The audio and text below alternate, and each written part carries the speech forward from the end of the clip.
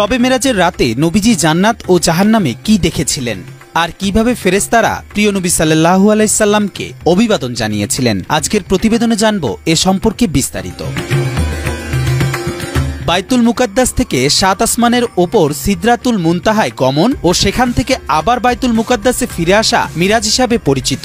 এদিনে নবীজি সাল্লাল্লাহু আলাইহি সাল্লাম ঊর্ধ্ব আকাশে আরোহণ করেন। প্রতিটি আসমানের দায়িত্বপ্রাপ্ত ফেরেশতারা নবীজি সাল্লাল্লাহু আলাইহি সাল্লামকে অভিবাদন জানান। ২৫০টিরও বেশি ডিজাইন অপশন নিয়ে ওয়ালটন স্মার্ট ফ্রিজ, বোঝে আপনার প্রয়োজন।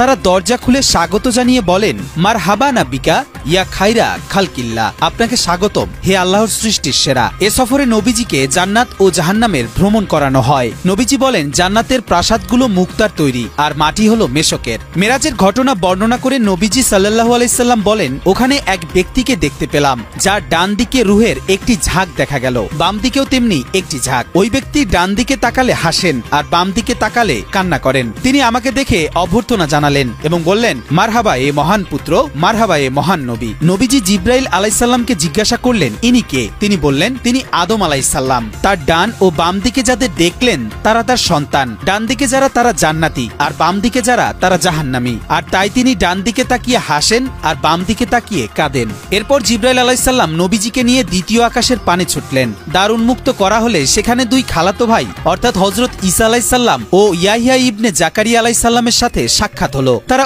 উভয়ই নবীজিকে মারহাবা বলে দোয়া করলেন। এরপর জিব্রাইল তাকে তৃতীয় আকাশে নিয়ে গিয়ে পূর্বের মতো প্রশ্নোত্তর পর্বের পর দ্বার উন্মুক্ত হলে সেখানে হযরত ইউসুফ আলাইহিস সালামের সাথে সাক্ষাৎ হলো। আল্লাহ তাআলা তাকে পৃথিবীর রূপ সৌন্দর্যের অর্ধেকটাই দান করেছিলেন। তিনিও নবীজিকে মারহাবা বলে উষ্ণ অভিবাদন জ্ঞাপন করলেন। একই পদ্ধতিতে চতুর্থ আকাশে পৌঁছালো, সেখানে হযরত ইদ্রিস আলাইহিস সালামের সাথেও শুভেচ্ছা বিনিময় হলো। সেখান থেকে নবীজিকে সপ্তম আসমানে নিয়ে যাওয়া হলো। সেখানে তিনি হযরত ইব্রাহিম আলাইহিস সালামকে দেখলেন। তিনি বাইতুল মামুরে ঠেস দিয়ে উপবিষ্ট ছিলেন। বাইতুল মামুর সেই স্থান যেখানে প্রতিদিন এমন ৭০,০০০ ফেরেশতা ইবাদত করার জন্য প্রবেশ করে, যাদের পালা এরপর আর কখনো আসে না।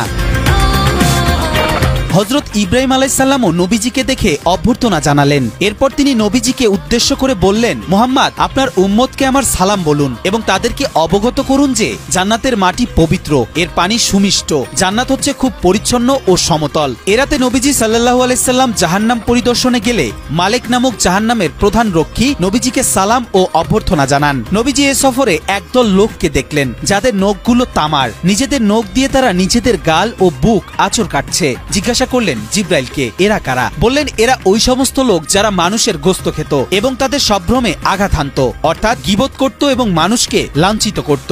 এ সফরে নবীজি দেখলেন একদল লোকের ঠোঁট আগুনের কাঁচি দিয়ে কাটা হচ্ছে। জিজ্ঞাসা করলেন, এরা কারা? জিব্রাইল আলাইহিস সালাম বললেন, এরা বক্তৃতা করত বটে, কিন্তু নিজেরা আমল করত না।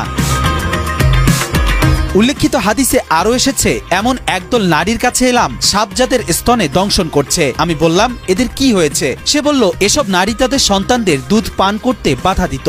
নবীজি আরো বলেন, আমরা চলতে চলতে চুলার মতো একটি গর্তের কাছে পৌঁছালাম। সেখানে শোরগোল ও নানা শব্দ ছিল। আমরা তাতে উকি মেরে দেখলাম তাতে বেশ কিছু উলঙ্গ নারী পুরুষ আছে আর নিচ থেকে নির্গত আগুনের লেলিহান শিখা তাদের স্পর্শ করছে। যখনই লেলিহান শিখা তাদের স্পর্শ করছে তখনই তারা উচ্চরবে চিৎকার করে উঠছে। তারা হলো ব্যভিচারী ও ব্যভিচারিণীর দল।